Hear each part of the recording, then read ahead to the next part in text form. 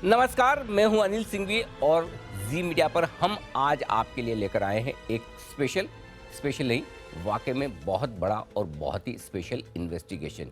जी हां, operation market mafia और operation हफ्ता वसूली के बाद जी बिजनेस की तरफ से ये तीसरा बड़ा ऑपरेशन है और इस ऑपरेशन का नाम हमने दिया है ऑपरेशन डीमैट डाका।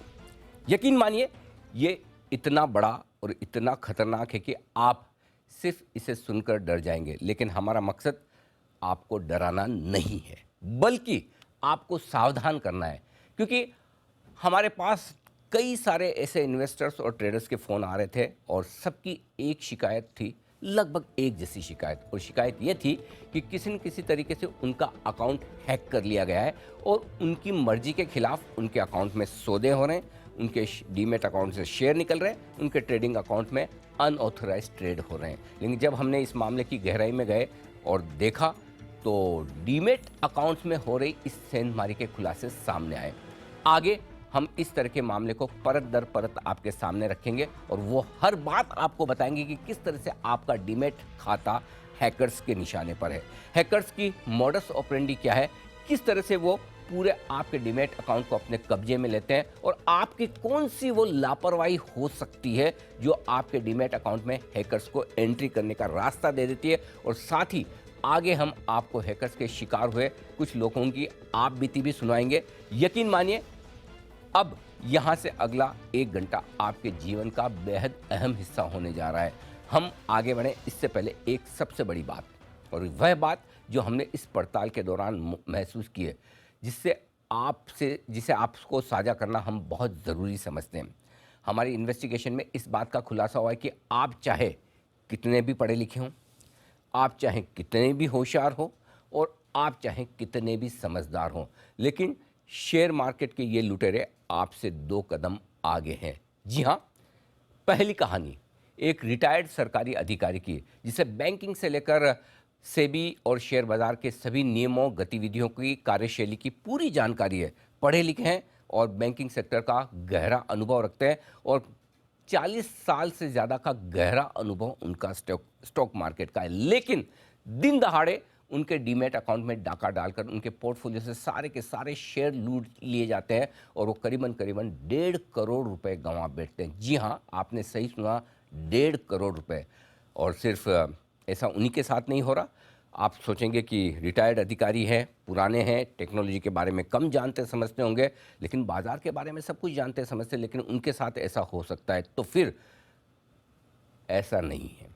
जो यंग टैलेंटेड आईटी प्रोफेशनल, जिनको आप जानते समझते हैं कि उन्हें हम सबसे ज़्यादा समझ होती है इन सब की, हैकिंग की, गैजेट्स की, मोबाइल्स की, लैपटॉप की, पासवर्ड्स की, ओटीपीज़ की, ये भी इन डकैतों से नहीं बच पाए।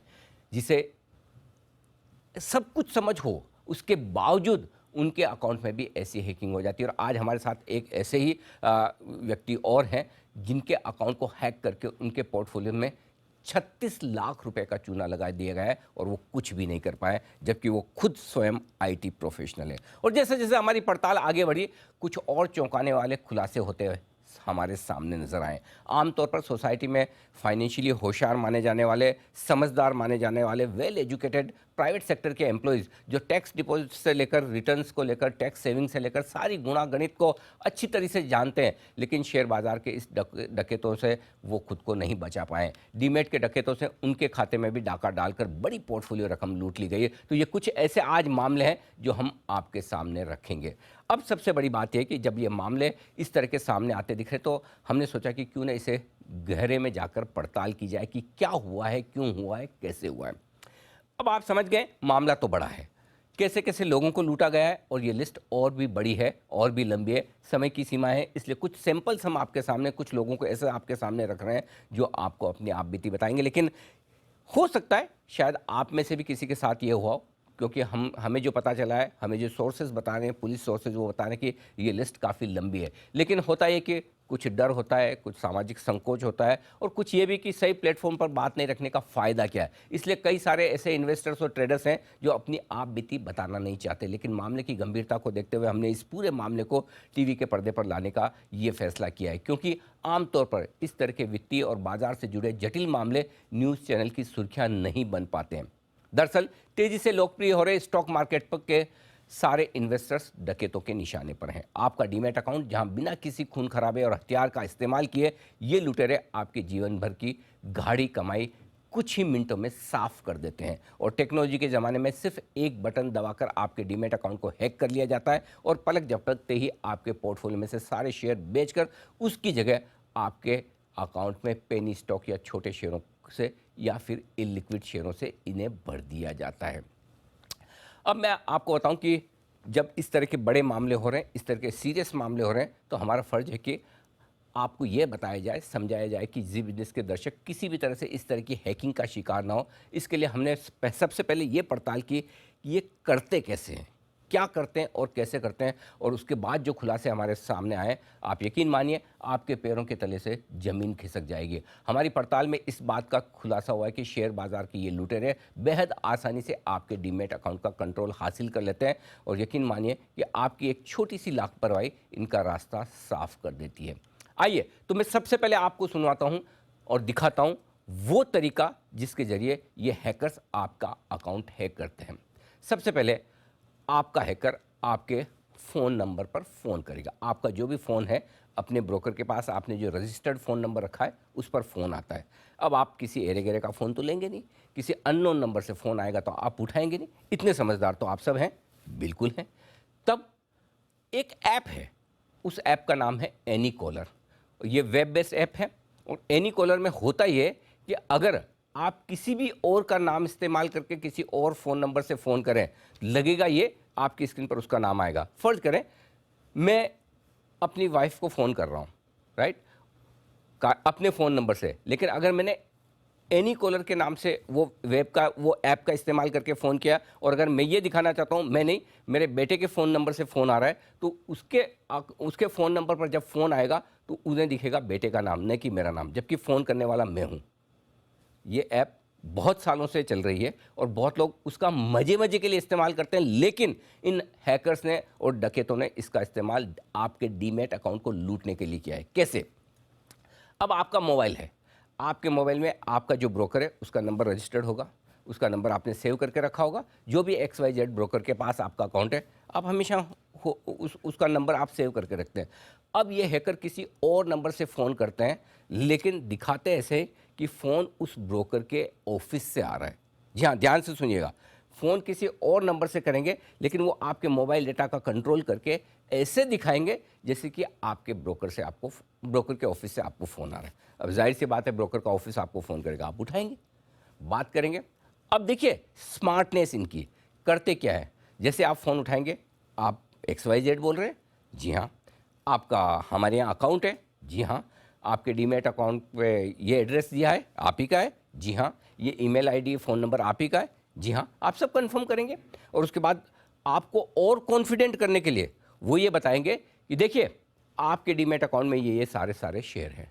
तो आप बोलेंगे अरे वाह, मेरे शेयर तो या तो मुझे ही पता है या मेरे ब्रोकर को ही पता है, और आप बिल्कुल निश्चिंत हो जाएंगे कि हाँ, फ़ोन ब्रोकर के ऑफिस से। ये ऐसे ही ना, जब अगर कोई आपको बैंक अकाउंट के नाम से फ़ोन करे और ये कहे कि आपका ये बैंक अकाउंट है, ये डिटेल्स है, ये सब है, और साथ में ये भी बता दे आपके पिछले 5 ट्रांजेक्शन ईयर ये बैंक बैलेंस है, तो आप मानेंगे ना कि उसी बैंक से फ़ोन आया। एग्जैक्टली यही तरीका ये अपनाते हैं, और जब आपको सारे बताते हैं कि देखिए ये आपके अकाउंट में शेयर हैं, तो आप पूरा विश्वास कर लेते हैं, और बस यहीं से इन हैकर्स का खेल शुरू होता है। फिर वो कहेंगे ये आपका जो भी डिटेल्स हैं, इन डिटेल्स में से कोई आपको चेंज करनी है तो मैं तुरंत कर देता हूँ। कोई आपका एड्रेस चेंज करना हो, ईमेल आईडी चेंज करना हो, फ़ोन नंबर चेंज करना हो, और जैसे आप कहेंगे हाँ हाँ कर दीजिए, अगर कई बार होता है ना कि आपकी ईमेल एड्रेस चेंज हो गई, आप कहते हैं चलिए ठीक है, सामने से ही फ़ोन किया है, कर देता हूँ।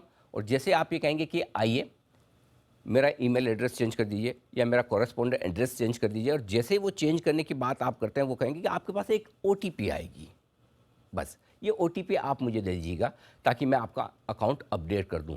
और वही सबसे बड़ी गलती होती है, जैसे ही आपने OTP शेयर की और बस उसके बाद आपके अकाउंट का पूरा कंट्रोल, 100% कंट्रोल उन हैकर्स के पास में, और वो OTP लेते ही फिर वो आपके अकाउंट में पूरा का पूरा आपको कंट्रोल लेकर जो उसको एक्शन लेना वो लेगा। तो पहली सबसे बड़ी चीज़ है कि वो आपको पूरा भरोसा दिलाते हैं एनी वन कॉलर की ऐप से, उसके बाद आपको सारी डिटेल्स लेकर आपको ओटीपी भेजते हैं।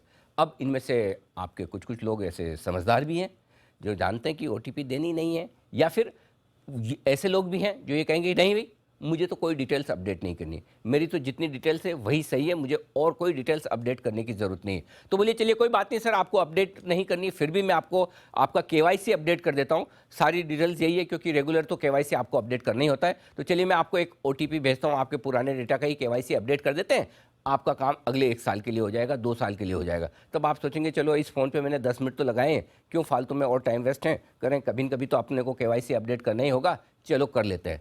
तब वो फिर से आपको एक एटीपी भेजेंगे, ओटीपी भेजेंगे, और जैसे आपने वो ओटीपी उनको दी, आप फिर से इनके शिकार हो जाएंगे। तो इस पड़ताल में हमें जो जानकारी मिली है वो बिल्कुल साफ साफ है कि हैकर्स पूरी तरह से आपके अकाउंट की ओटीपी लेकर आपका अकाउंट का कंट्रोल करने की कोशिश करते हैं। ये दूसरा तरीका है। अब तीसरा तरीका इससे और ज़्यादा खतरनाक है। ये सुनकर तो आपके होश उड़ जाएंगे कि इस तरीके में आपसे ओटीपी ही नहीं मांगी जाती। अब आप ये सोचेंगे कि बिना ओटीपी के भी अगर हमारा अकाउंट हैक हो सकता है तो फिर करें तो क्या करें। अब पहले ये तरीका समझिए कि किस तरह से ये किया जाता है। कई बार ये होता है कि आपने कई लंबे समय से अपना अकाउंट इस्तेमाल नहीं किया, राइट। अगर आपने अकाउंट इस्तेमाल नहीं किया तो होता ये है कि आप कई बार अपना पासवर्ड भूल जाते हैं, और पासवर्ड भूल जाते हैं तो फिर आप जाते हैं फॉरगेट पासवर्ड पर, रीसेट पासवर्ड पर, राइट, क्लिक करते हैं। समझिए आपने जहां डीमैट अकाउंट खोल रखा है या जहां ट्रेडिंग अकाउंट खोल रखा है वहां पर आप रीसेट पासवर्ड पर जाएं या फॉरगेट पासवर्ड पर जाएं, और फॉरगेट पासवर्ड पर जब आप जाते हैं तो आपकी रिक्वेस्ट जाती है उस ब्रोकर को जिसके पास आपका डीमैट या ट्रेडिंग अकाउंट है, राइट। अब ब्रोकर आपको पासवर्ड रीसेट करने के लिए आपको एक लिंक भेजता है, राइट। और ये जो लिंक आता है वो लिंक आपसे कुछ डिटेल्स मांगता है, आपकी basic details, date of birth वगैरह, या कोई ऐसे सिक्योरिटी वाले क्वेश्चंस होंगे कि आपका पहला जॉब कौन सा था, गाड़ी कहाँ थी, आपकी मदर का मेडन नेम क्या, अलग अलग होते हैं। तो वो आप जैसे डिटेल देने की कोशिश करें, आपको वो लिंक भेजा जाता है। मज़े की बात क्या है, ब्रोकर ने तो ये लिंक आपको भेज दिया, लेकिन ये हैकर्स इतने स्मार्ट, इतने चालाक, इतने शातिर हैं कि वो लिंक आप तक नहीं पहुंचता, इन हैकर्स तक पहुंच जाता है। और वो हैकर्स फिर वो अपने हिसाब से इन्फॉर्मेशन मांगकर पासवर्ड रीसेट कर लेते हैं, और जैसे रीसेट किया कंट्रोल उनके हाथ में आ जाता है। तो ये दूसरा तरीका है जिसके जरिए आपको ओटीपी भी नहीं मांगी जाती है।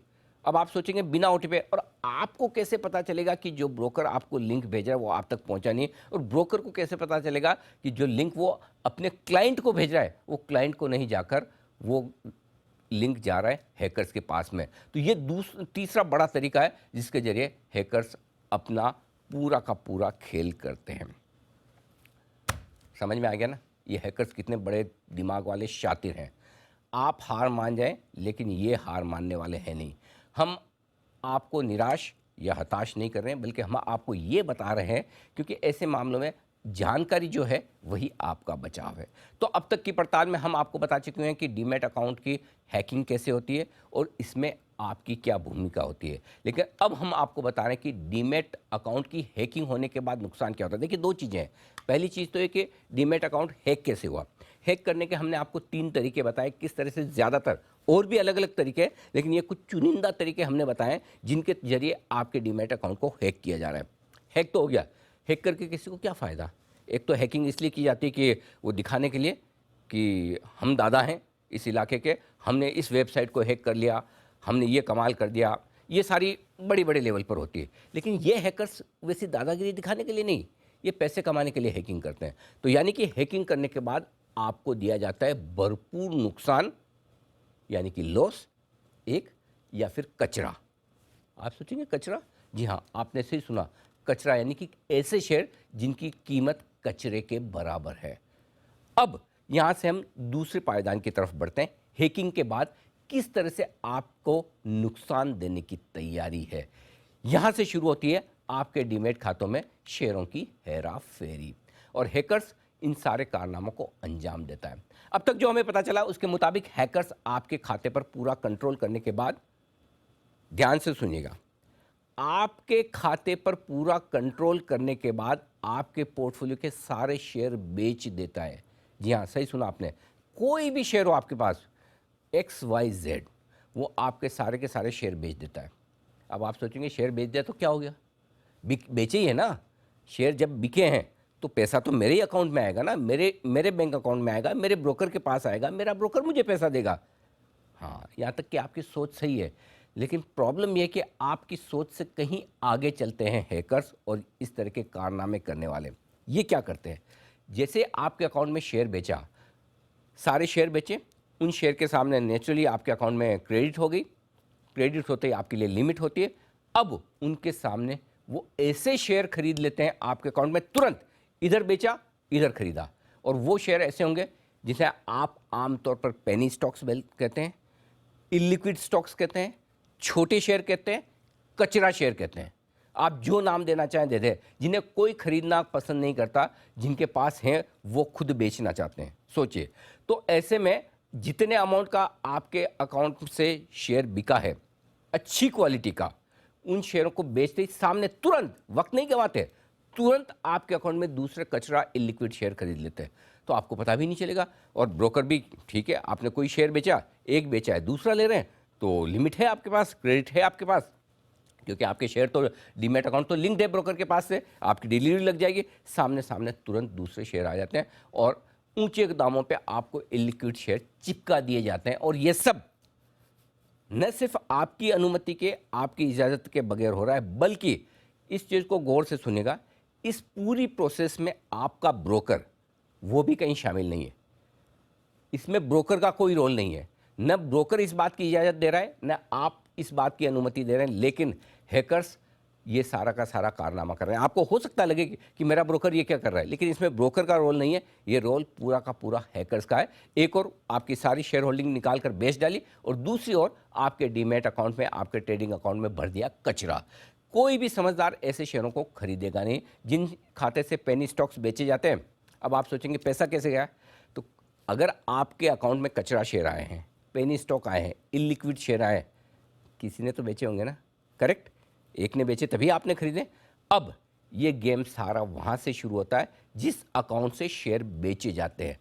जाहिर सी बात है, जो शेयर बेच रहा है उसके अकाउंट में क्रेडिट आएगी, राइट, और वो पैसे उनको मिल जाएंगे। सोचिए कहाँ से लेकर कहाँ तक की पूरी कड़ी बनाई है। एक और आपके डीमैट अकाउंट को हैक किया जाए, हैक करने के बाद उन आपके अकाउंट में जो बढ़िया शेयर हैं उन्हें बेचे जाए, शेयर बेचने के बाद आपके अकाउंट में कचरा शेयर भर दिए जाए, और वो कचरा शेयर हैकर्स के पसंद वाले अकाउंट्स में से बेचे जाएं या उन्हीं के किसी न किसी अकाउंट में से बेचे जाए, ताकि वो शेयर आपके पास आ जाए और जो बेचने के पैसे हैं वो बेचने वाले को मिल जाए, और उसमें उनकी जो भी सेटिंग हो, हैकर्स के साथ में जो कुछ भी हो वो होती है। सोचिए इतना बड़ा पूरा चेन बनाकर ये गेम आपके पास, आपके साथ किया जाता है।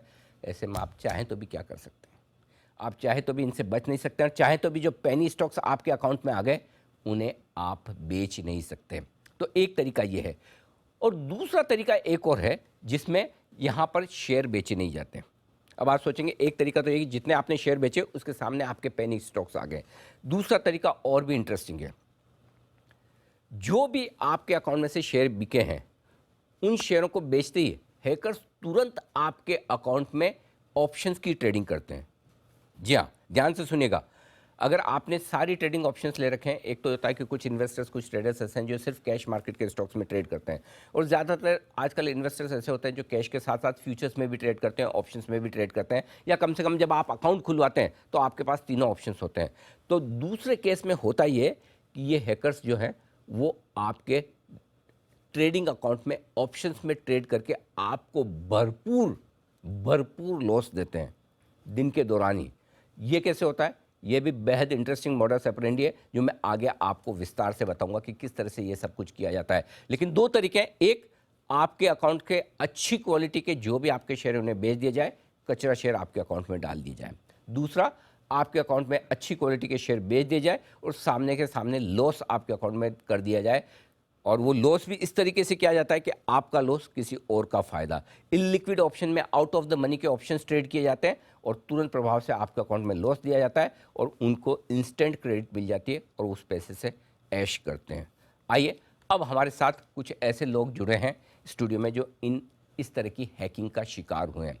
हम उनकी प्राइवेसी का ख्याल करते हुए उनकी पहचान में हम आपको नहीं बताएंगे। हम सिर्फ उनके पेशे से आपका परिचय कराएंगे, जिससे कि आपको समझ में आ जाए कि किस तरह के वो अनुभवी हैं, किस तरह का उनका प्रोफेशन रहा है, और उसके बावजूद वो इस तरह की हैकिंग का शिकार हुए। दो खास मेहमान मेरे साथ में हैं, दीपिका सिंह है और सचिन देड़िया साहब हैं, जो दोनों ही जाने माने साइबर एक्सपर्ट हैं। आज हमने उन्हें इसलिए बुलाया है कि वो इस तरह के पूरे मामलों में हमारी मदद कर पाएँ, और साथ में हमारे साथ 3 खास ऐसे मेहमान हैं जिनके साथ में इस तरह की हैकिंग हुई है।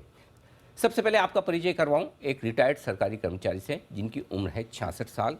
दूसरे हमारे आईटी प्रोफेशनल है, जिनकी उम्र है 45 साल। और सबसे कम उम्र वाले 37 साल के हमारे साथ एक मेहमान है, जो प्राइवेट सेक्टर के एम्प्लॉई हैं।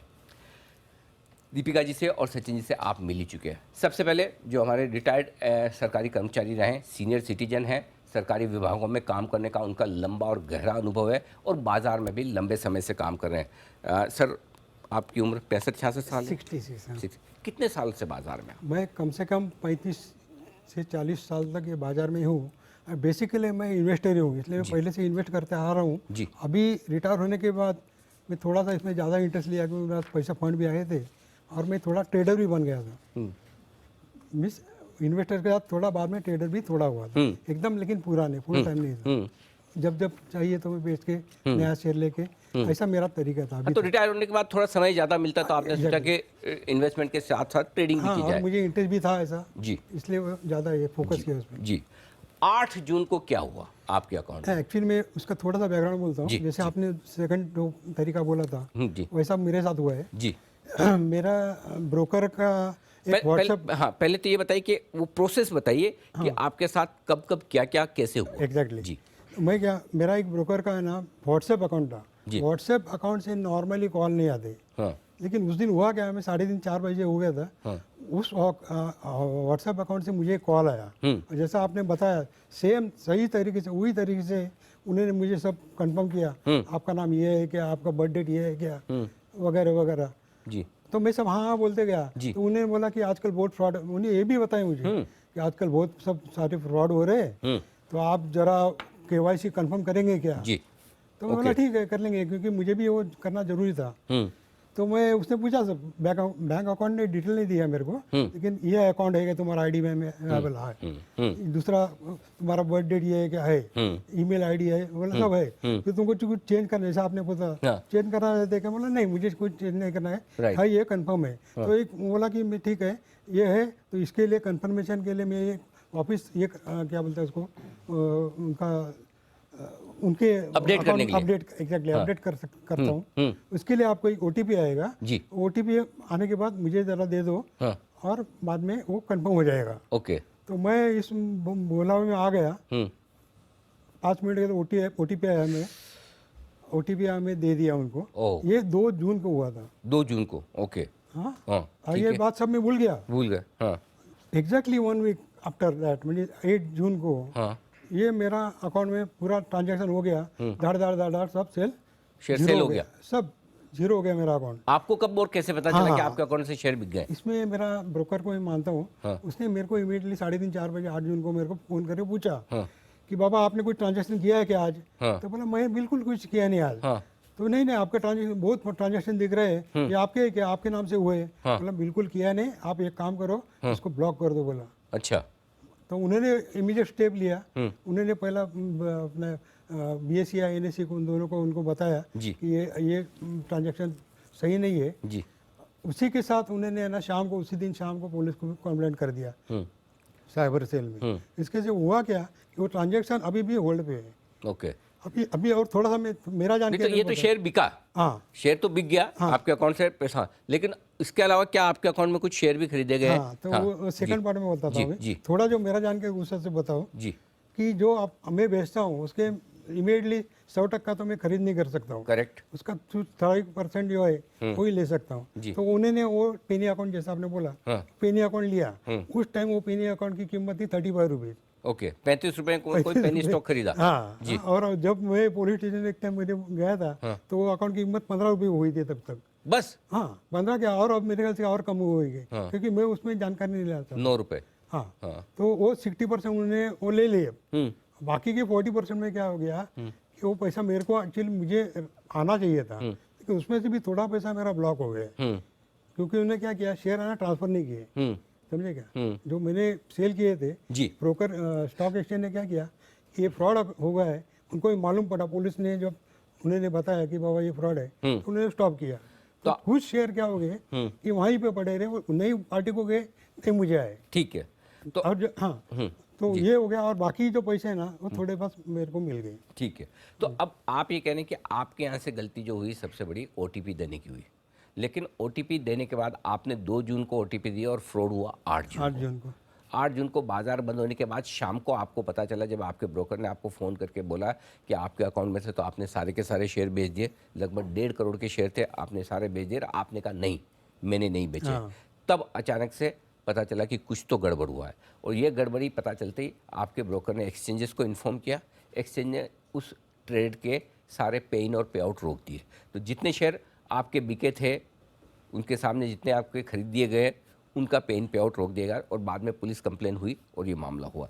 तो बेसिकली जो सबसे बड़ी गड़बड़ जो हुई या गलती आपके यहाँ से हुई, ओटीपी दे देने की हुई। सही, मैं मानता हूँ ये मेरी गलती है। हाँ, नहीं ठीक बात है, हम गलती मानेंगे तो हम गलती सुधारेंगे। तो पहली चीज़ ये है कि कहीं भी किसी भी लेवल पर आपको कहीं भी ये चीज़ ओटीपी जो है वो किसी को शेयर नहीं करनी है। तो दीपिका आप क्या कहेंगे इनके केस में? जी जी जी एक ही बात मैं बताता जी हूँ जी प्लीज़।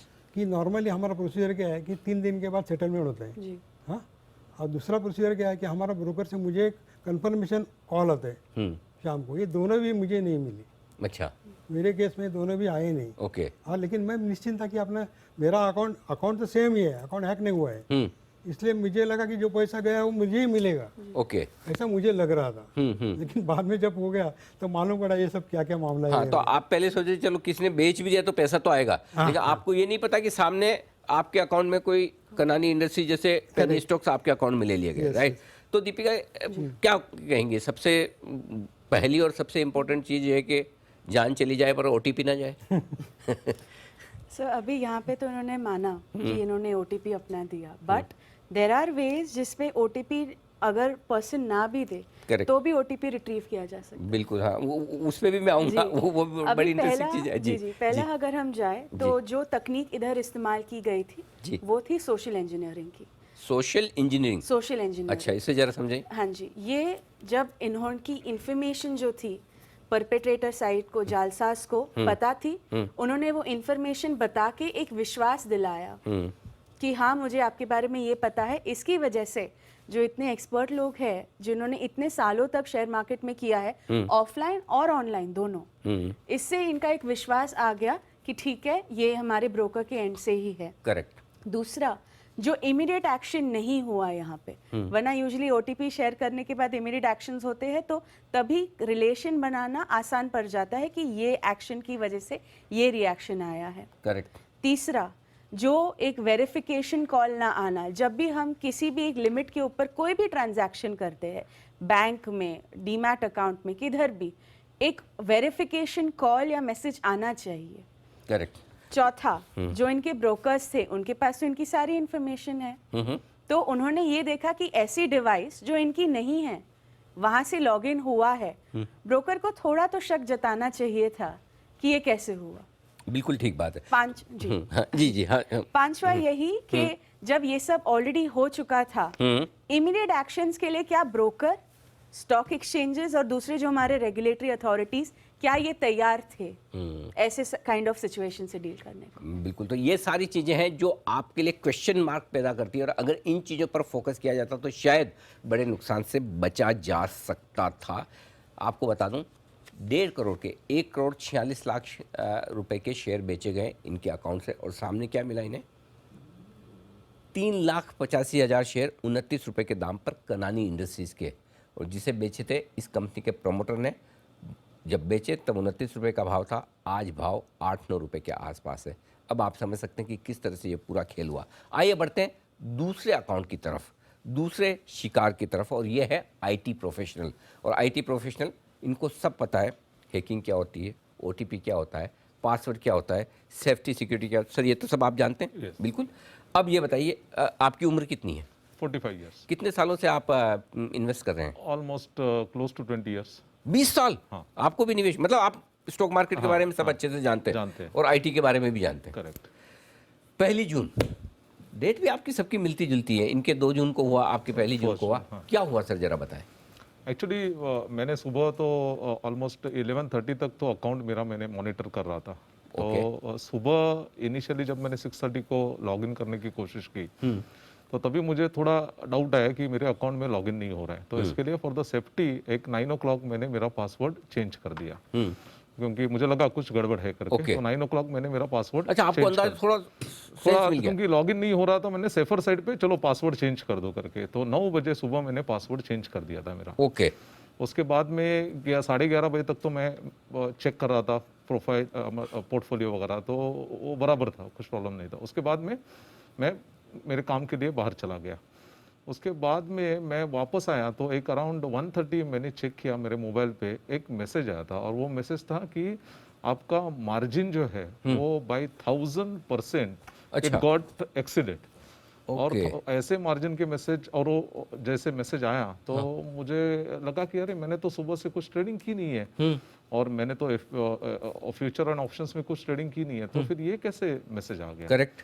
तो उसके बाद में फिर भी मुझे लगा कि नहीं ये कुछ गलत मैसेज ट्रिगर हुआ है, बट फिर भी मैंने सोचा चलो आधे घंटे के बाद अराउंड 1:50 मैंने सोचा कि पोर्टफोलियो चेक करूँ करके। तो मैंने पोर्टफोलियो चेक किया तो आई वाज शॉक्ड, क्योंकि जो भी मेरे होल्डिंग्स थे वो पूरे के पूरे साफ किए गए थे। My God. और सारे शेयर बेच दिए गए? सारे, सिर्फ एक ही शेयर 1 क्वांटिटी वाला वो बच गया था। बाकी पूरे के पूरे out of I think 21 script 20 days hold. अच्छा। हाँ, और उसके सामने मैंने जब पोजीशंस पे क्लिक किया तो आई वाज शॉक्ड कि उसमें ऐसे पोजीशंस आए थे जिसमें 10.8 लाख का लॉस दिख रहा था ऑलरेडी। अच्छा, लगभग 11 लाख रुपए का नुकसान। 11 लाख रुपए का लॉस दिख रहा था सामने। तो फिर आपने क्या किया? तुरंत फिर मैंने ब्रोकर को फोन लगाया। मैं ब्रोकर को फोन करके बोला कि ऐसा ऐसी बात है। तो सामने से एक्चुअली ठीक है, वो अपनी तरफ से बताने की कोशिश कर रहे थे कि आपके अकाउंट में तो आप ही लॉगिन कर सकते हो, दूसरा कोई लॉगिन ही नहीं कर सकता। तो ये समझाते समझाते उन्होंने 7-8 मिनट लिए। उसके बाद में फिर एक से दूसरा, दूसरे से तीसरा, ऐसे करते करते 40 मिनट में कॉल पे था, 2 से लेके 2:40 तक। और ये 40 मिनट के बीच में कंक्लूजन ऐसे हो गया कि आपको पुलिस स्टेशन में जाना है और आपको कंप्लेंट लॉन्च करनी है करके। ओके। तो कंप्लेंट लॉन्चिंग का फाइनल कंक्लूजन वहां से सामने से आ गया। हाँ। और इनिशियली उन्होंने मुझे बोला कि आप फर्स्ट थिंग आप वापस आपका पासवर्ड चेंज करो करके। ओके।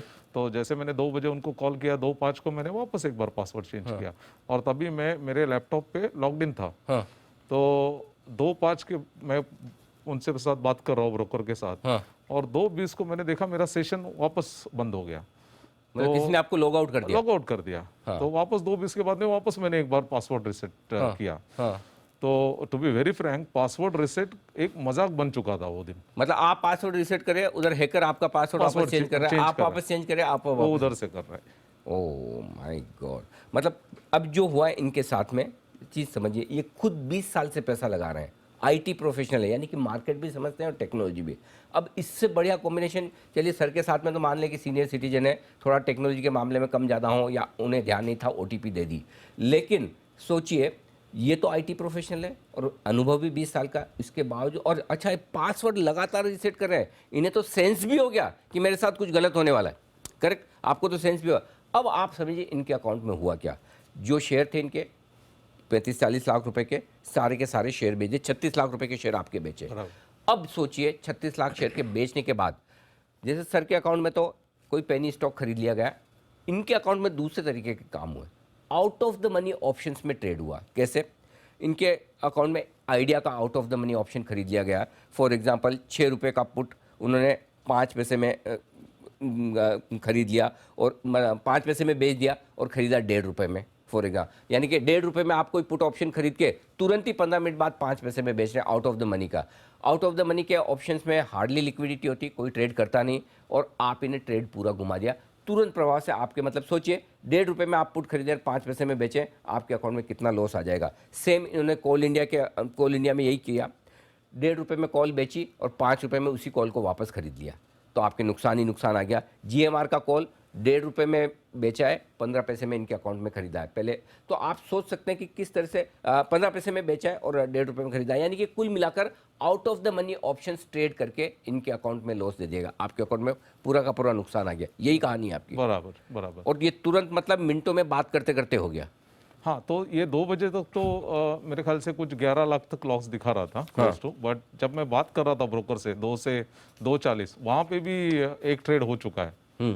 वो टाइम पे भी उसने एक ट्रेड कर चुका है। और जब मुझे बोला गया कि नहीं अभी आपको तो पुलिस स्टेशन जाना है कंप्लेंट करने के लिए, तो पुलिस स्टेशन वहाँ से ऐसे बोला गया कि आपको पुलिस स्टेशन जाना है और पुलिस स्टेशन से आपको ईमेल भेजना है ब्रोकर को और फिर ब्रोकर एक्ट करेगा।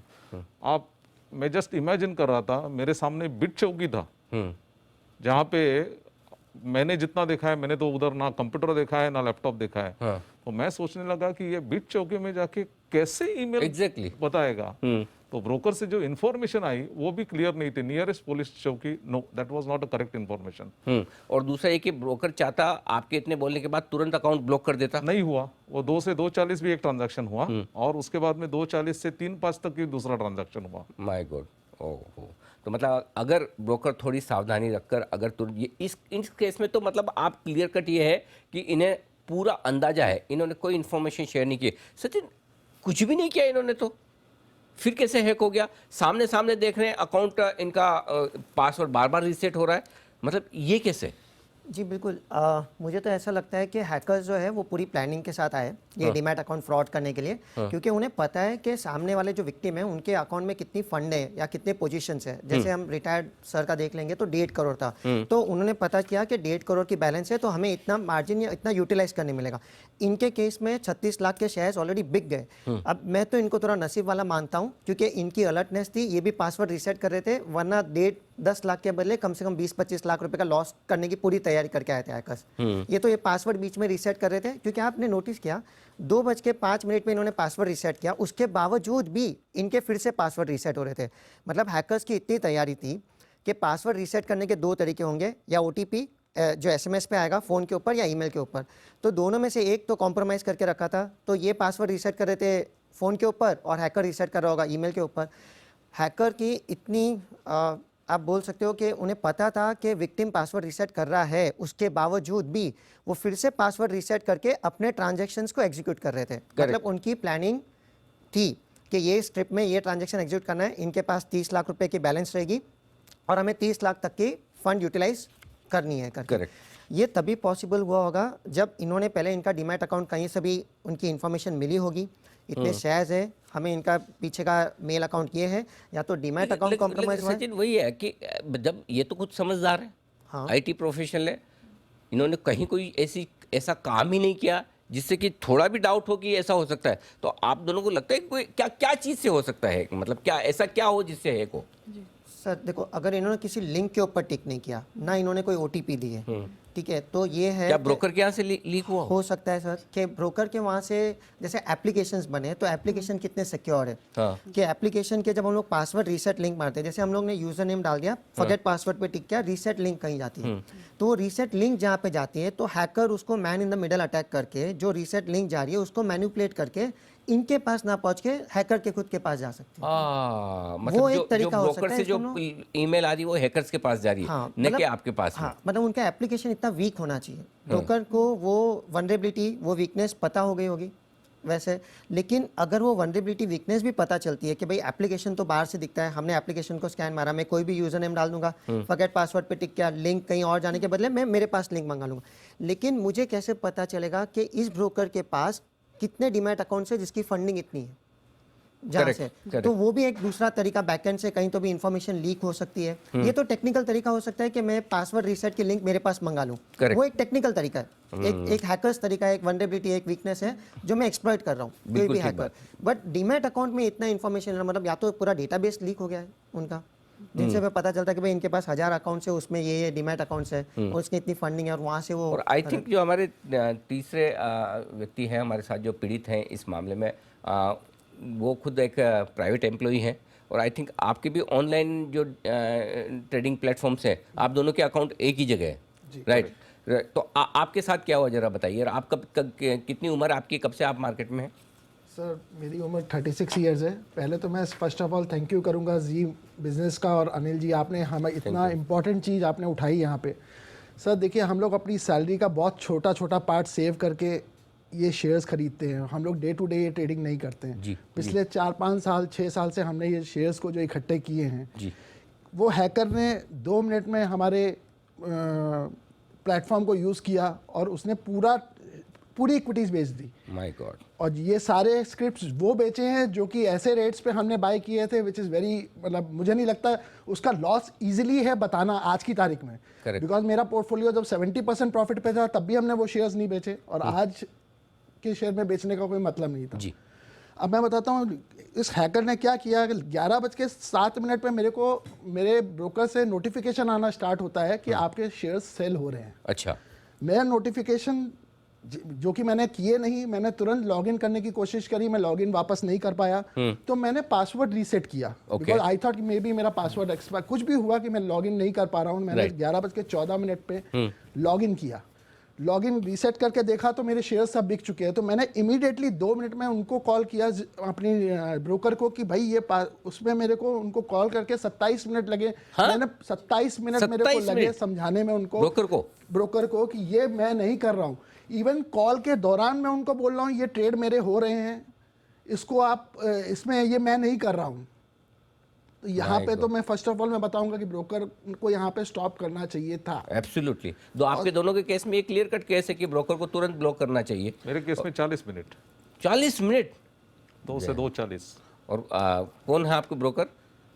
सर मैं ब्रोकर का नाम, हाँ ओके, वो आपकी मर्जी पर है, लेकिन लीडिंग आपके online one broker, of the biggest broker in India now, one of the biggest broker. आप सोच लीजिए, जिस ब्रोकर को आप लीडिंग ऑनलाइन सबसे बड़ा ब्रोकर मानते हैं, उसके ये तो ऐसा हो गया कि आप फायर ब्रिगेड पे फ़ोन करें कि आग लगी है, और फायर ब्रिगेड ये पूछे कि कहाँ लगी है, किसने लगाई है, कितनी बड़ी लगी है, कब से चल रही है, मतलब उस प्रोसेस में ही आपका पूरा टाइम पास कर ले, और बजाय फायर ब्रिगेड भेजने के। राइट। हमें ऐसा भी दिखाया गया कि आग आपने ही लगाई है। अच्छा। उसके आगे अच्छा, आप हमने ये केस को एनएससी में भी प्रेजेंट किया कि हम लोगों के साथ ये हमने कंप्लेन लॉन्च करी, उस पर भी उनके रिप्रेजेंटेटिव का बोलना था हम 2 lakh account per day open करते हैं, ये आपके साथ ही क्यों हुआ? हमने कहा ये आपको तो देखना है कि हमारे यहाँ से वो क्या चाहते हैं, सबके साथ हो?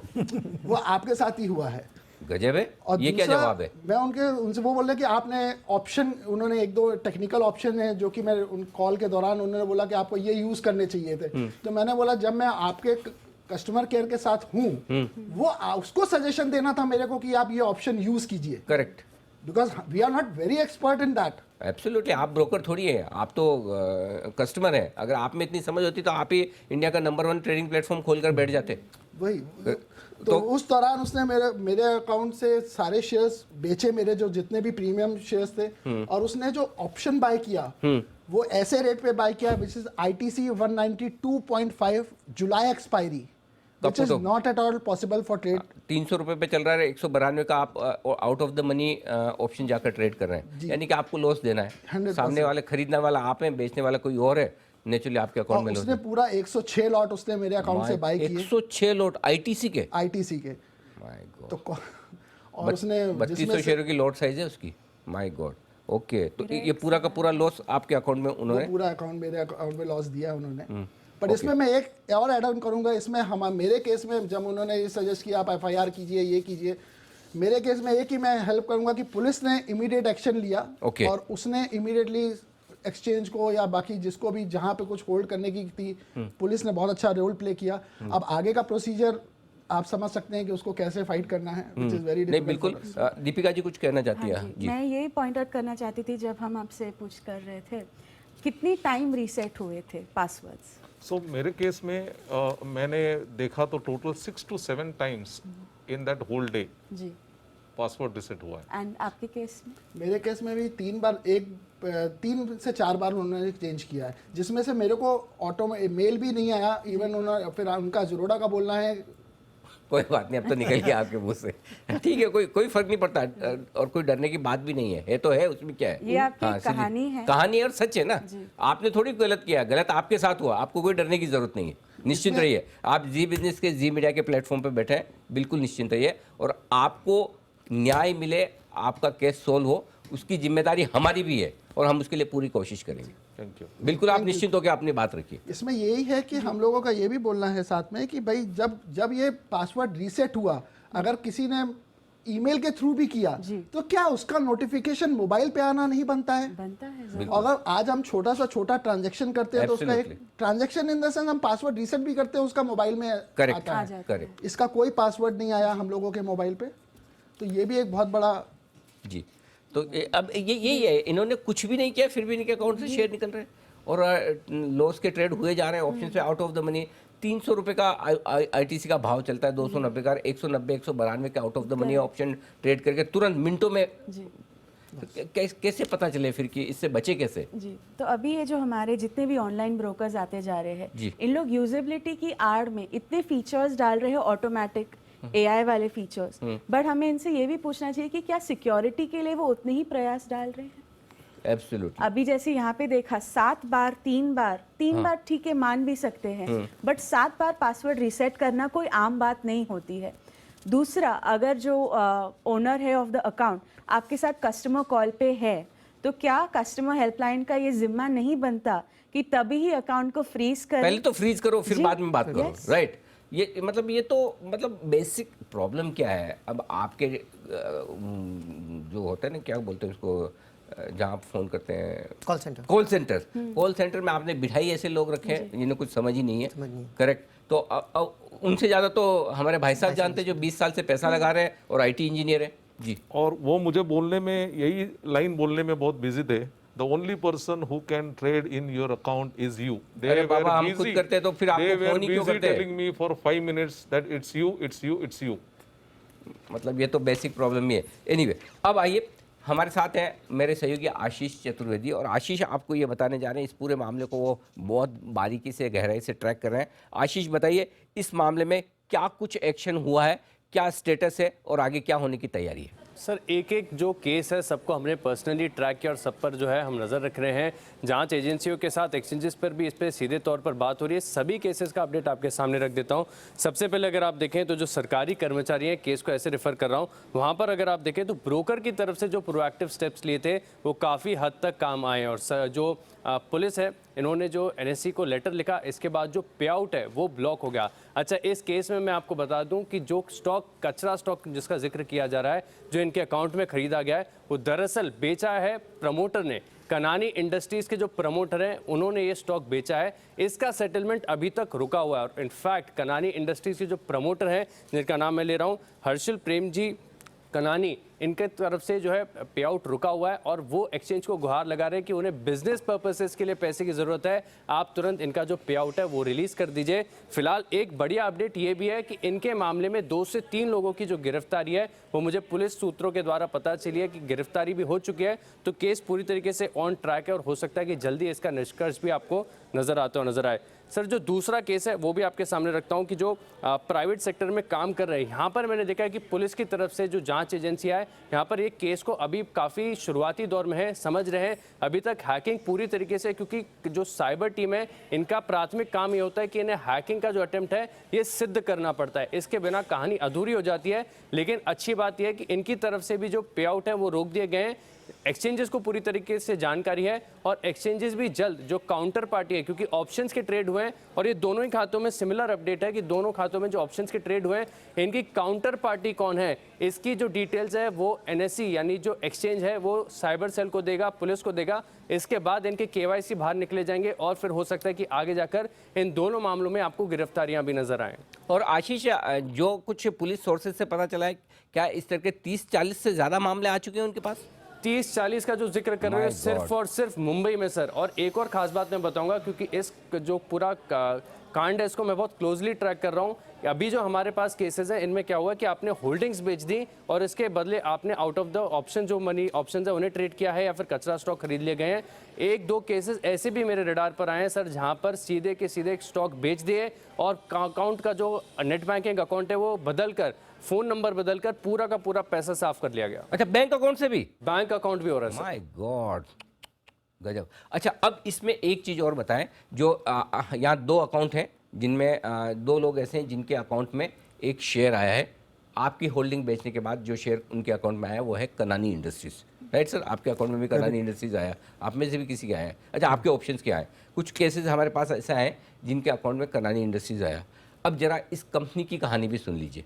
ये इसलिए सुनाना जरूरी ताकि एक नेक्सस क्या है, क्या ये पता लगाना पुलिस का और एक्सचेंजेस का और सेबी का काम है कि क्यों एक ही कंपनी के शेयर खरीदे जा रहे हैं अब उनके अकाउंट के शेयर बेचने के बाद। तो आशीष जरा बताइए इस कंपनी के बारे में डिटेल्स, और क्या वाकई में इस कंपनी के ही शेयर लगातार बेचे जा रहे हैं? बिल्कुल सर, इसी कंपनी के, और इनफैक्ट दो जो पीड़ित ऐसे हैं जो मेरे साथ में कांटेक्ट में हैं, एक अपनी सुरक्षा की चिंता के चलते हमारे साथ शो पर नहीं आए, लेकिन जानकारी उन्होंने पूरी दे दी। दरअसल जो प्रमोटर ने शेयरों की बिकवाली की, अब इस शेयर का ट्रेंड भी अगर आप देखें तो बहुत इंटरेस्टिंग है। पेनी स्टॉक है, 8-10 रुपए के आसपास ट्रेड किया करता था, जो एक तरफा तेजी के बाद बढ़कर 42 हो गया। आपको तारीख बताता हूं, 20 मई को 42 का इस स्टॉक ने पीक बनाया और लगातार अगर आप देखें तो प्रमोटर जो है, जिनका नाम मैंने लिया कि हर्षिल कनानी साहब जो है, ये लगातार बेचते जा रहे हैं। 2 मई को 32 रुपए का भाव था, यहाँ से देखें फिर 42 की जो है पीक टच की, लेकिन शेयरों की बिकवाली का क्रम अगर आप देखें तो लगातार प्रमोटर की तरफ से जो सप्लाई है वो होती नजर आ रही है। 30 जून को करीब 8,70,000 शेयर जो है वो बेचे गए। 8 जून को, जिसमें जो दो पीड़ित हैं हमारे सामने, इनमें से एक हैं, इनके जो अकाउंट से खरीदे गए उन्हीं की तारीख में बताऊं 26 लाख शेयरों का जो सौदा हुआ था, यहाँ पर ये सौदा पूरी तरीके से रुका हुआ है, क्योंकि खरीदने वाले कह रहे हैं कि हमने ये शेयर बिल्कुल भी नहीं खरीदा है, हैकर ने खरीदा है। और प्रमोटर की तरफ से ये 26 लाख शेयरों की जो बिकवाली हुई है, ये बिकवाली अगर आप देखें तो 6 जून को भी हुई, 20 मई, 18 मई, 9 मई, लगातार प्रमोटर जो है बिकवाली करते जा रहे हैं। इनकी हिस्सेदारी अगर आप देखें तो करीब 63%, 64% थी, जो 10% से घटा दिए 53% के आसपास आ गई है। लगातार ये बिकवाली कर रहे हैं। और जो 8 जून को इनका जो सौदा हुआ है, इसमें सभी जो दोनों जो पीड़ित हैं उनसे मेरी बात भी हुई है उनसे, तो उन्होंने कहा कि ये स्टॉक उन्होंने नहीं खरीदा, हैकर ने खरीदा, और इसका सेटलमेंट भी देखें तो फिलहाल रुका हुआ है। सोचिए, एक तिमाही में प्रोमोटर्स की स्टेक 10% कम हो जाती है, और ये 30 जून, 8 जून, 6 जून, 20 जून, 18 जून और 9 जून, इन अलग अलग डेट में जो भी ट्रेड हुए हैं, इन ट्रेड्स की भी जांच होनी चाहिए। सारे आप सोचिए कौन सा ऐसा प्रोमोटर है जो अपनी कंपनी का शेयर रोज बेचने को तैयार है, और ऐसे लोग और खरीदने वाले वो लोग हैं जो जानते भी। सर कभी पहले नाम सुना था कनानी इंडस्ट्रीज का? बिल्कुल नहीं। तो आपके पास जब शेयर आ गया तो आपने सोचा ये गिफ्ट आया, इसका क्या करूं, पता लगाने की कोशिश की? मुझे क्या हो गया, ये मेरे सेल हो गया और मुझे कुछ आए भी, ऐसा ही मुझे लगा। लेकिन बाद में जब नाम सुना तो मेरे को पता चला ये क्या, कुछ फायदा नहीं। My God. तो ये है अब अगर हो सकता है इन सारे ट्रांजैक्शन की जांच करें तो हो सकता है इसमें जिन जिन बायर्स के पास ये शेयर गए हैं, जो प्रमोटर्स ने बेचे हैं, तो हो सकता है हम अंदाज से बता रहे हैं, हमारे पास सारी इन्फॉर्मेशन नहीं है, कुछ केस में है, हो सकता है ये सारे के सारे बायर्स इसी तरह की ठगी के शिकार हो। तो सीधा सीधा पुलिस के लिए, एक्सचेंजेस के लिए और सेबी के लिए ये मामला बनता है कि जो ये सारे शेयर बिके हैं, कम से कम इस कंपनी का तो समझ में आ रहा है, जो शेयर बिके उन शेयरों के खरीदारों के अकाउंट के साथ जांच की जाए और देखा जाए कि क्या उनके साथ धोखाधड़ी हुई है, पहली बात। दूसरी बात, जिन लोगों के अकाउंट में आउट ऑफ द मनी के ऐसे ऑप्शंस ट्रेड करके सेम डे लॉस दिया जा रहा है, यानी कि आप आइडिया का ट्रेड कर लें, 1.5 रुपये में बेचे, 5 पैसे में खरीदे, साफ नजर आता है कि एक अकाउंट में लॉस और दूसरे अकाउंट में प्रॉफिट करने की तैयारी है। इस तरह के ट्रेड्स की जांच तुरंत प्रभाव से एनएससी को और सेबी को करने की जरूरत है, ताकि जिन अकाउंट में आउट ऑफ द मनी के प्रॉफिट या लॉस अनएक्सपेक्टेड अचानक से हो रहे हैं, आप तो सर रोज out of the money option वगैरह ट्रेड भी नहीं करते, आप तो इन्वेस्टर हैं, अचानक से आपके अकाउंट में एक दिन सारे ट्रेड हो जाते हैं और लॉस आ जाता है, ये एबनॉर्मल है, राइट। और आजकल तो इतने सॉफ्टवेयर हैं, इतना सब कुछ है, टेक्नोलॉजी की पता लगाया जा सकता है, तो ये करने की ज़रूरत है। अब इस पूरे मामले में हम जो चाहते हैं, हम क्या चाहते हैं कि जो कुछ इन 3 लोगों के साथ हुआ है या जो कुछ 40-50 लोगों के साथ हुआ, वो किसी और के साथ ना हो, और इसीलिए हम कुछ मांगे इस वक्त रखने जा रहे हैं, क्या होना चाहिए। 2 चीज़ है, एक तो ये कि फ्रॉड होने के पहले फ्रॉड ना हो, इसके लिए क्या करने की ज़रूरत है, ये सबसे बड़ी मांग है। तो सबसे पहली चीज़ तो ये कि अगर कोई भी क्लाइंट नए लोकेशन से या नए डिवाइस से लॉगिन करे, जैसा कि गूगल में होता है, राइट, तो आपको तुरंत अलर्ट आता है। तो अगर कोई नए डिवाइस से लॉगिन कर रहा है तो ब्रोकर की जिम्मेदारी है, जो बड़े बड़े दावे करते हैं कि हम सबसे ज़्यादा नंबर ऑफ अकाउंट्स रखते हैं, हम टेक्नोलॉजी के मामले में नंबर 1 हैं, ये हैं वो हैं, कम से कम आप इतना तो करिए कि अगर कोई नए लोकेशन से नए डिवाइस से लॉगिन हो रहा है तो उनको अलर्ट भेजें। जब गूगल कर सकता तो कोई और क्यों नहीं, करेक्ट सर? पहली चीज़। दूसरी बात, डीमेट अकाउंट खोलते वक्त ही, चलिए हमारे यहाँ कुछ लोग तो ऐसे हैं जो समझते हैं, लेकिन सारे लोग समझते नहीं। आप 50 पेज का रिस्क डिस्क्लोजर डॉक्यूमेंट साइन करवाते हैं, हर एक पेज पे 4-4 साइन, हाथ दुखने लग जाए, लेकिन क्या कभी ये सोचा है कि जो नए डीमैट अकाउंट खुल रहे हैं या नए ट्रेडिंग अकाउंट खुल रहे हैं उनको एक साइबर सिक्योरिटी की कोई हल्की फुल्की ट्रेनिंग दी जाए कि आपके अकाउंट को आपको कैसे मेंटेन करना है? ऑनलाइन वीडियो कॉल पे बिना कुछ मिले जुले आजकल अकाउंट खोलने की जो मतलब होड़ मची है ना ब्रोकर्स के बीच में कि बस खोलो अकाउंट, जैसे भी खुले खोलो, किसका खुल रहा है, क्यों खुल रहा है, कैसे खुल रहा है, उसकी कितनी समझ है, इससे किसी का कोई लेना देना नहीं है। तो ब्रोकर्स की को ये ज़रूरी है कि उनकी साइबर सिक्योरिटी की ट्रेनिंग दी जाए। इसके अलावा नेक्स्ट जो है ब्रोकर्स और एक्सचेंज की ये उनका ये दायित्व है कि निवेशकों की जागरूकता के लिए अभियान चलाए, लेकिन न सिर्फ अभियान चलाएं बल्कि ये अभियान असरदार होना चाहिए। अब आजकल होता है क्या है, सारे म्यूचुअल फंड्स, ब्रोकर्स, एक्सचेंजेस, उनको अभियान चलाना है कहीं और ऐसी जगह जिसका कोई असर नहीं, जाकर वो क्रिकेट के बीच में ऐड दिखाएंगे जिससे किसी का भला नहीं होने वाला है। जहां जिन इन्वेस्टर्स को बताने की ज़रूरत है, प्लीज़ आप उनके बीच में जाइए, उन्हें समझाइए कि वो कैसे जागरूक हों। क्रिकेट के बीच में ऐड चलाने से किसी का भला नहीं होगा, ना आपका होगा न इन्वेस्टर्स का होगा। जहां एक्शन होना चाहिए, जिस जगह जाकर आपको ग्राउंड लेवल पर समझाना चाहिए वो समझाएं, तभी जाकर इसकी बात होगी। और इसके अलावा ये सारा जो कुछ है ये नाम के लिए नहीं, काम के लिए ना होना चाहिए। असरदार तरीके से सही प्लेटफॉर्म पर आप ये करें, ये ज़्यादा ज़रूरी है ताकि फ्रॉड ना हो। अब आइए, फ्रॉड होने के पहले की तो ये बात हुई, फ्रॉड होने के बाद क्या, ये ज़्यादा इंपॉर्टेंट है कि अब जब हो गया तो आप तुरंत क्या करें। सबसे पहली चीज़ तो ये कि ब्रोकर्स और एक्सचेंजेस दोनों को इस तरह के फ्रॉड से निपटने के लिए हॉटलाइन बनानी चाहिए। ये नंबर वो होने चाहिए जो सीधे कोई भी क्लाइंट डायरेक्टली एक्सचेंज को भी कर पाए और ब्रोकर को भी कर पाए। ये नॉर्मल कॉल सेंटर से अलग होना चाहिए। ध्यान से सुनिएगा, नॉर्मल कॉल सेंटर में एक से दूसरी जगह आप घूमते फिरें। आप क्रेडिट कार्ड के केस में, डेबिट कार्ड के केस में देखिए, जैसे आप कहते हैं ब्लॉक क्रेडिट कार्ड, आपकी तुरंत कनेक्टिविटी होती है, राइट? उसका एक अलग नंबर है या कनेक्टिविटी फास्ट है, नहीं कि आपको 10 मिनट तक म्यूजिक सुनवा रहे हैं। इसी तरह की आपकी एक हॉटलाइन ब्रोकर और एक्सचेंज के साथ होनी चाहिए। न सिर्फ ब्रोकर बल्कि एक्सचेंज के साथ भी डायरेक्ट क्लाइंट एक्सचेंज को फ़ोन करके बोल सके कि मेरा अकाउंट ब्लॉक करने की ज़रूरत है, मेरे अकाउंट में फ्रॉड होने के चांसेस दिख रहे हैं। एक्सचेंज भी कर सकता है, ब्लॉक ही तो करना है, अनब्लॉक थोड़ी करना है। तो ये एक्सचेंज भी करे, ब्रोकर भी करे, एक हॉटलाइन बनाए। शिकायत मिलते ही पहला काम तुरंत प्रभाव से ब्लॉक। अब ब्लॉक से अनब्लॉक करने में वक्त लगता है, उसमें कई बार प्रोसेस होता है। एक सिस्टम ऐसा होना चाहिए, टेम्परेरी ब्लॉक। जब तक आप किसी की कंप्लेंट सुन रहे हैं, समझ रहे हैं, तब तक टेम्परेरी ब्लॉक। जैसे हमारे दोनों केसेस के साथ में हुआ, बात कर रहे हैं, इधर ट्रेड हुए जा रहे हैं, लॉस पे लॉस आ रहा है, और इन दोनों का ब्रोकर जो एक ही है, सबसे बड़ा टेक्नोलॉजी प्लेटफॉर्म देने वाला, वो आधा घंटे तक उनके एम्प्लॉयज़ बात कर रहे हैं और कोई सोल्यूशन नहीं है। इनको समझाने की कोशिश करेंगे, आपने ही सौदे किए, आपके अकाउंट में आपके अलावा कोई नहीं कर सकता। अरे भाई ये कर सकते हैं, ये इतने समझदार होते तो ये भी ब्रोकर बन जाते, इन्वेस्टर और ट्रेडर नहीं होते। सो सबसे पहली चीज़ ये, आपको इस तरह की कंप्लेन आते ही टेम्परेरी ब्लॉक करना ज़रूरी है। उसके बाद अब हो तो गया, इन्होंने कंप्लेन भी कर दी, पैसे कौन देगा और कब देगा? न्याय समय से न मिले वो भी अन्याय है। निवेशकों के फंसे हुए पैसे तुरंत मिले। इन्वेस्टर प्रोटेक्शन फंड और ब्रोकर्स की फीस इसीलिए ली जाती कि इस तरह के केस में जहां ये जेन्युइन केस है, इनकी कोई गलती नहीं, इन्होंने कोई ऐसा काम नहीं किया जिसकी वजह से इन्हें लॉस हो, इन्हें तुरंत प्रभाव से पैसे दिए जाने चाहिए और ज़रूरत पड़ने पर ये पैसे इन्वेस्टर प्रोटेक्शन फंड में से दिए जाए। भारी भरकम पैसा पड़ा है इन्वेस्टर प्रोटेक्शन फंड में इसी दिन के लिए, इसी तरह के मामलों के लिए। आप इन्हें दें और उसके बाद कानूनी लड़ाई लड़ें। और कानूनी लड़ाई लड़ने की जिम्मेदारी इनकी नहीं होनी चाहिए। ये नौकरी करेंगे या कानूनी लड़ाई लड़ेंगे, ये कानूनी लड़ाई लड़ने के लिए एक तरीका होना चाहिए, चाहे वो ब्रोकर्स लड़े, चाहे एक्सचेंज लड़े। पुलिस के पास जाने का जो सिस्टम है, एक बार इनकी कंप्लेन होने के बाद हर रोज़ अगर ये पुलिस स्टेशन के चक्कर काटेंगे तो ना अपना बिजनेस कर पाएंगे, ना अपना काम कर पाएंगे।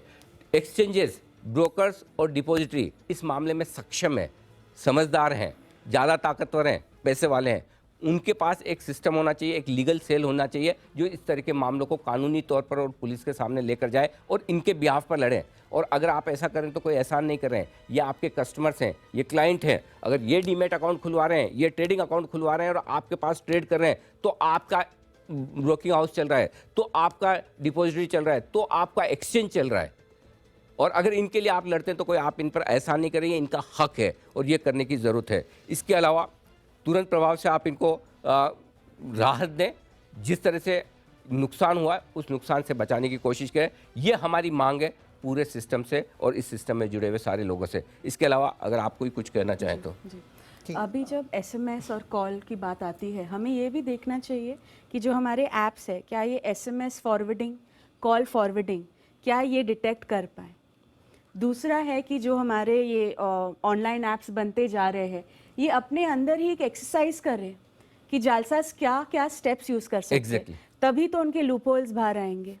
तीसरा, ये अभी क्राइम बेल्ट्स बन चुके हैं। हमने सबने देखा हुआ है, कुछ कुछ जगहों में ये पूरा क्राइम सिंडिकेट चलता रहता है। रेगुलेटरी अथॉरिटीज़ को, पुलिस को यही देखना चाहिए कि क्राइम बेल्ट्स को टोटल ट्रैक डाउन किया जाए।